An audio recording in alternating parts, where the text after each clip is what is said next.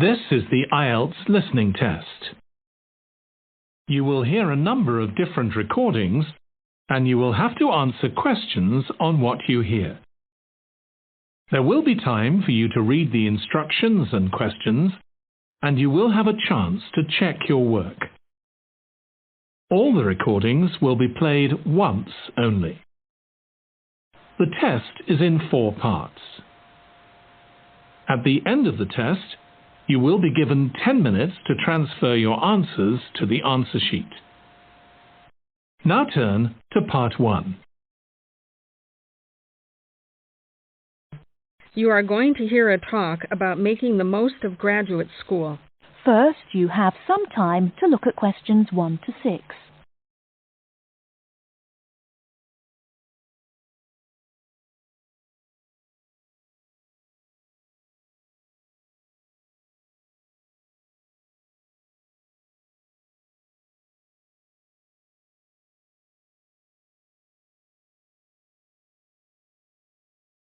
Good afternoon. Welcome to you, new entrants to the graduate school. My job now is to give you the graduate school survival guide and make some concise suggestions for getting the most out of your relationship with our research supervisor, getting the most out of what you read, and making continual progress with your research. First, your relationship with your supervisor. This is fundamental. Meet regularly. You should expect to meet once a week or at least every other week because this will give you the motivation to make progress and also keeps your advisor aware of your work. Prepare for your meetings. Come to each meeting. Also, bring the notes from your previous meeting together with a list of any upcoming deadlines. Make a plan for what you hope to get out of each meeting. After the meeting, email your supervisor a brief summary. Include a list of major topics discussed, a list of what you agreed on, a note of any advice you may not want to follow, and a new summary of what you are planning to do. This helps avoid misunderstandings and provides a handy record of the progress of your research. Add a to-do list for yourself and your supervisor, including a reading list. Finally, add the time and date for the next meeting. My second main piece of advice is to keep your supervisor informed. Show him or her the results of your work as soon as possible. This helps your supervisor understand your research and identify any potential points of conflict early in the process. Include summaries of your work, including any results of experiments, and also anything you write about your research. Thirdly, communicate clearly. If you disagree with your advisor, state your objections and concerns clearly and calmly. If you feel that something about your relationship is not working, discuss it with him or her. Whenever possible, suggest steps that they could take to address your concerns. Under this heading, it is extremely important to take the initiative. You do not need to clear everything you do in your research with your advisor. He or she is busy too. You must be responsible for your own ideas and the progress of your work. Before you hear the rest of the conversation, you have some time to look at questions 7 to 10.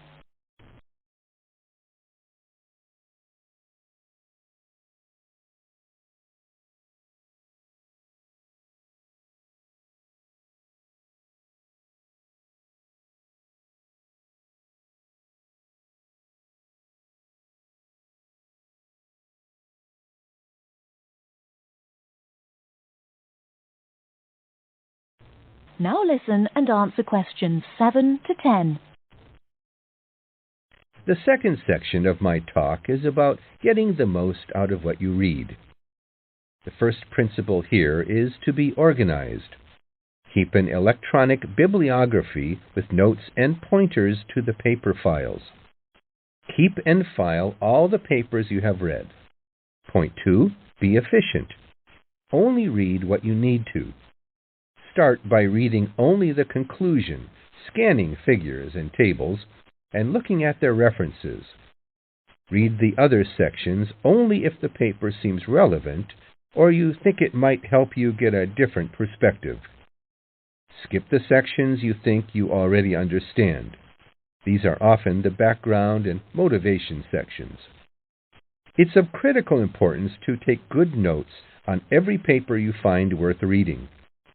Note especially what problem the author is trying to solve, what approach they take to the problem, and how their approach differs from other approaches. Next, summarize what you have read on each topic. After you have read several papers on the same topic, note the key problems, the various formulations of the problem under consideration, the relationship between the various approaches and the alternative approaches you come across. Let me add one point you might not have already thought of.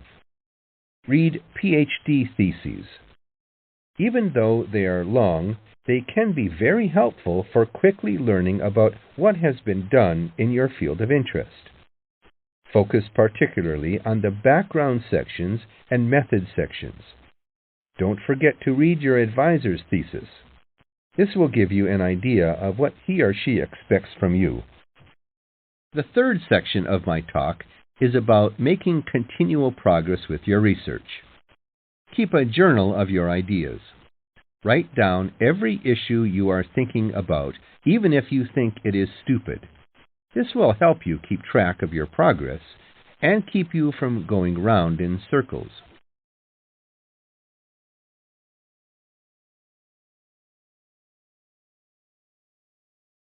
That is the end of part 1. You now have half a minute to check your answers.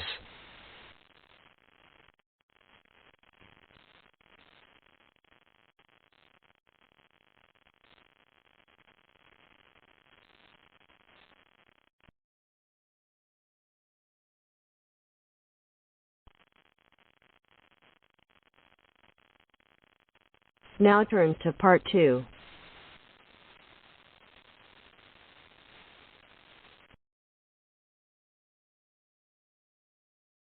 The Student Union is having a meeting to discuss how to help the community.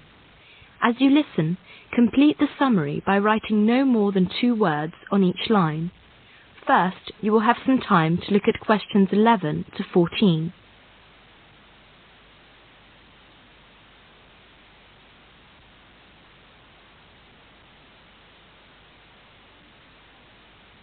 Now listen carefully and answer questions 11 to 14. May I have your attention, please? We're going to start the meeting now. I'm very pleased to see so many people here. You obviously all know that the purpose of this meeting is to discuss how to help the community.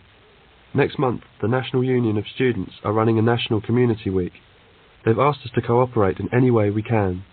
The idea is that all students should give up some of their time to help the community. Surely that's what we do in Rag Week. Does that mean we're going to do this sort of thing twice a year? No, not really. The scheme is nationwide. It has 2 aims: to show the public that students are responsible members of society, and to show students ways in which they can give really practical help to the community. The National Union of Students haven't made any suggestions. They want the students in each area to work out their own schemes. And really, that's the purpose of this meeting, to think up some ideas about the sort of help we can give. Let's discuss now. Any suggestions? It is Saturday morning. A group of students are going to help an old man in the community. Before the broadcast continues, look at questions 15 to 20.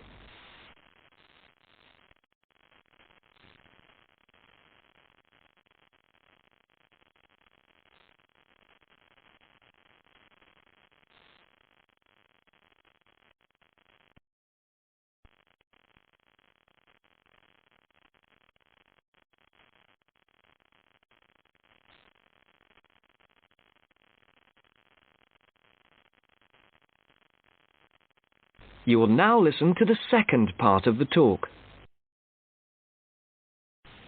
Where is Milkman Street? Is it far?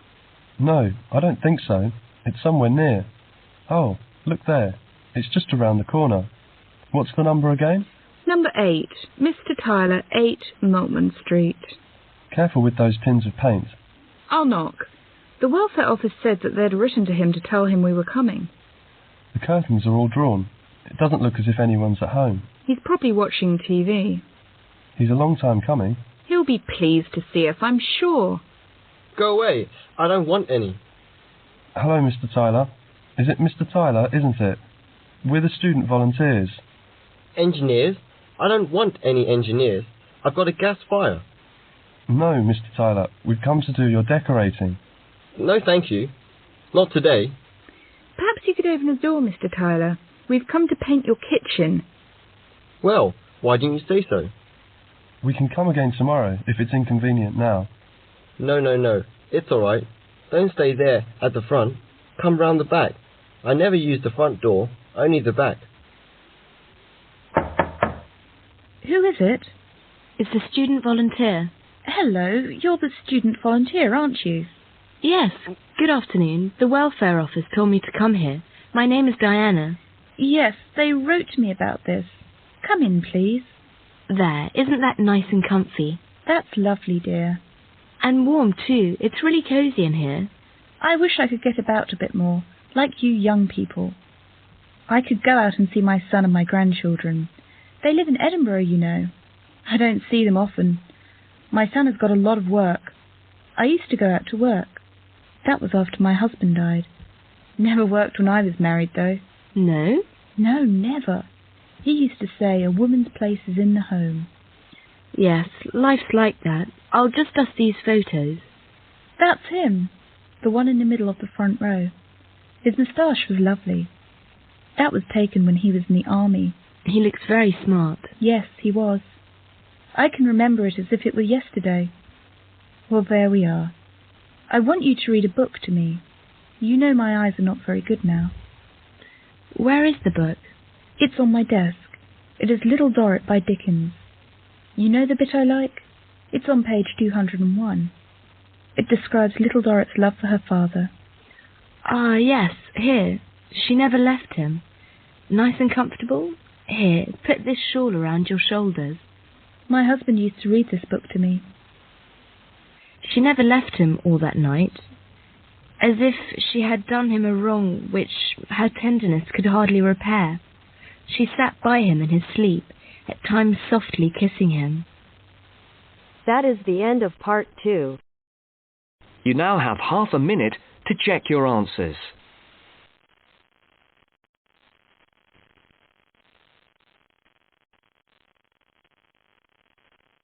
Now turn to part 3. Zoe goes to talk to her academic advisor. First, you have some time to look at questions 21 to 30.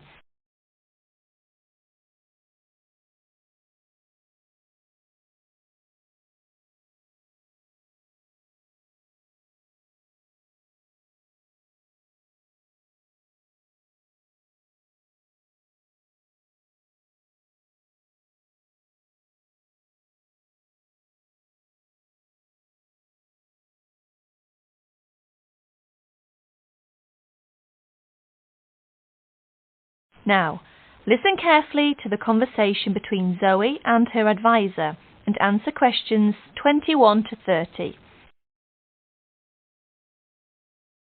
How are you getting on, Zoe? Feeling at home yet? Well, more or less. There are still some things I need to buy, and I haven't found my way to all the facilities yet, but I really love the campus, and I've already made a few friends. Fantastic. Now let's see what we can do to get your studies off to the right start too. You're on the foundation course, so you can take up to 8 modules. What we advise is that you take 4 modules in the first semester and, assuming everything goes well, 4 in the second. Have you decided which you want to take in this semester? I haven't made my mind up yet. I can't decide whether to take Principles of Marketing or Introduction to International Trade. Well, that depends on your career goal. You're planning to work in the biotechnology sector, aren't you? Well, That's my present thinking, but I guess I might change my mind. Right, well, marketing is a broad general subject that you will find really useful in a number of careers. International trade, on the other hand, is more specific. That's fine if you're sure it's the sort of work you want to do. A lot of students start off thinking about that option because it seems glamorous, but marketing can also be an exciting career, and there's a wide choice of jobs. Maybe you ought to wait until your career ideas are a bit more definite before you go down that road. Yes, I see. I could take international trade next year, couldn't I? Sure, you could do international finance as well. So, in your first semester, you've got Principles of Marketing, Introduction to Economics, Banking and Finance, and let's see, Principles of Financial Accounting. How do you feel about that as a package? It's okay, I think. But I'm a bit worried about the maths. There'll be some statistics to do, won't there? Basic statistics, yes, but nothing more difficult than your last year of school maths. I know, but our maths syllabus was a bit old-fashioned. Mostly algebra, geometry, trigonometry and stuff, hardly any stats. Right, well, it sounds as if you could do with the maths brush-up course. Can I arrange for you to attend just the classes on statistics, if you like? That'd be great. I didn't want to do the whole of maths again, but the stats classes would make me feel much more confident, thanks. Hang on a minute, there's one more thing. Your English. Now, you know you have to reach a satisfactory standard in English by the end of your first year to be allowed to go on to the main BSc course. Yeah, now I'm in an English-speaking environment, and I have to speak English all the time. I'm sure I'll be all right. It certainly helps, but speaking isn't everything. You'll have to get your reading up to the standards where you can understand the books on your course reading list quickly. To get the information and ideas, you need to write your essays. That means you have to develop a high level of comprehension skills. You'll never get through the course material if you try to read the books intensively from cover to cover. That's why our language skills development program gives you a series of graded academic texts to study and answer questions on a limited time. You'll probably find it hard at first, having to work against the clock without a dictionary. How can I improve my skimming and scanning skills? Good question. For that, you'll have to do a range of specially designed exercises. Sometimes these will be from a transparency, because it is often how the lecture material is presented. Sometimes I think I'll never learn all the vocabulary. English is such an enormous language. I know what you mean. English is the biggest language ever, at least 350,000 words. Even Winston Churchill only knew 60,000, so they say. But as an academic student, you can get a lot of help from the academic word list by Avril Coxhead of Victoria University. That's in Wellington, New Zealand. I've studied word lists, of course, but how does this one help? The academic word list is based on a survey of 3.5 million words of academic text. It contains 570 families of the words most commonly found in academic texts. Well, that's apart from the 2,000 most useful words in English. They come in a separate list. You can see copies of both in the library. You said word families. Do you mean words that are similar? In a way, yes. It means that all the different grammatical forms of a word are listed together, so you can see the nouns, verbs, adjectives, forms with prefixes and suffixes and so forth. It'll be clearer when you look at it. Anyway, Avril Coxhead gives you really great hints about how to learn the words, so it shouldn't be too daunting. The trouble is, I tend to forget the words I learn. Well, there are two ways you can tackle that.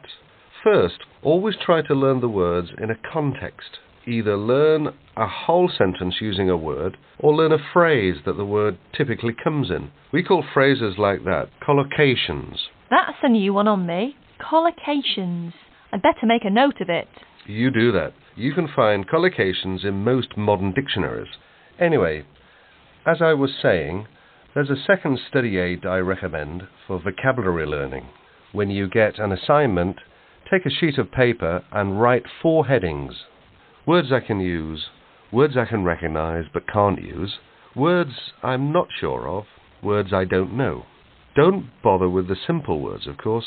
Then go back after 2 weeks and look at the list again. Can you move any of the words into a better column? That is the end of part 3. You now have half a minute to check your answers.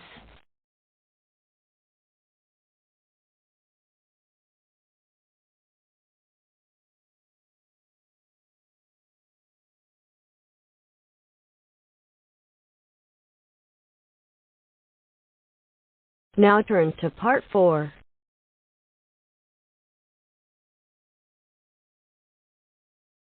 You will hear a tutor giving some business students instructions about a finance project.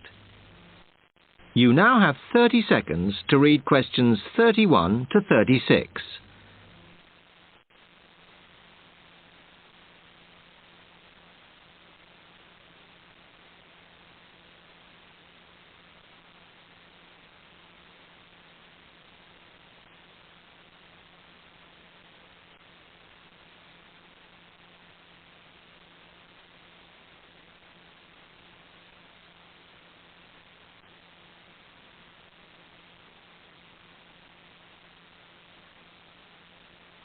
Okay, can you quieten down, please? Now, today I'm going to talk to you about your assignment. We've been studying the effects of the exchange rate, so I'm going to give you a project to do on this. Right, can you make some notes while I'm talking? The first thing that I'd like you to do in order to prepare this is to select where you're interested in. I mean, which country, and therefore which currency you're going to be operating in. Okay, now the purpose of the project is to make money, and I'm hoping some of you will make a significant amount. So, I want you to suppose that you have £100 that you will have to invest purely in the rises and falls of the exchange system. In other words, you'll be trying to predict rates. This is a project that you'll be doing together, but before you work together, you'll have to go off and research what you need to know about the economy of that country and how well it's doing or is expected to do in the near future. You could all make up a little information sheet with your notes on, clearly legible, because then I want you to get together, we can do that next week, and to go round and read about each other's countries. When you see how well or badly each country is doing, I want you to decide what your exchange rate is going to be against all the other currencies. After that is all sorted, what you're going to do is go round the other students and attempt to sell your money to the others. Remember, this will depend on the success of your country's economy and the rate you fixed for your currency. Now, you're not allowed to just swap currencies with each other, but you may wish to buy from the other countries. But you must do a proper transaction. All the way through this, you must keep your accounts properly for each transaction. I'll give you 1 week to do this, and then we will set a time for the deals to finish, a bit like the stock exchange. And at that point, I will ask you to calculate how much you have made. Is that clear? You now have 30 seconds to read questions 37 to 40.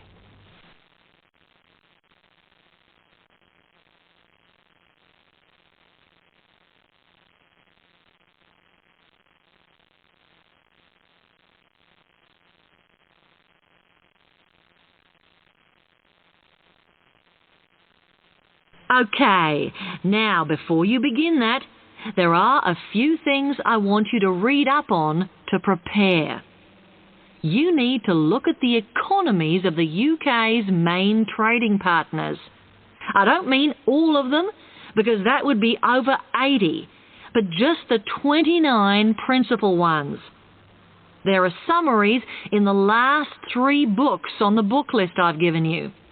And so that you can practice applying the criteria on assessment I gave you, I'd then like you to focus just on one sector across all the countries. The most common one across every country is farming. But as much agricultural produce is for domestic consumption, I'd like you to look at manufacturing.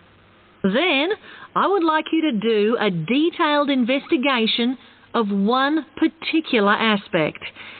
I was going to give you a choice, but I think as we've just started the course, it's better if we all look at the same thing, and then we can discuss it in the seminars. So the thing I'd like you all to look at is fluctuations in import prices. Now, you need to do all that before you start the project, as it will help you assess the economies of the countries you'll be representing in the project. Don't worry, you've got plenty of time. Exam week is December the 8th. Then it's the holidays until January the 6th. So I don't need the project in till February the 5th. Is that okay? Now, any questions on this? That is the end of part 4.